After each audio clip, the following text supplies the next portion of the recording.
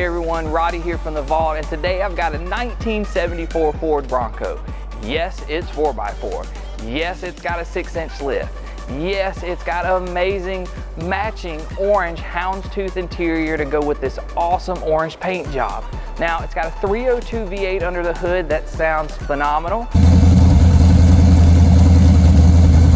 And this thing has got tons of other upgrades on it. It's got a Demon carburetor. It's got the MSD ignition, 17-inch American racing wheels, along with a James Duff super front bumper, winch included, as well as a James Duff rear bumper and an added light. And that light bar also, when you put it in reverse, that's right, it lights up so you can see where you're going. This is one sweet little ride that's got a 302 V8 under the hood and it's ready to cruise.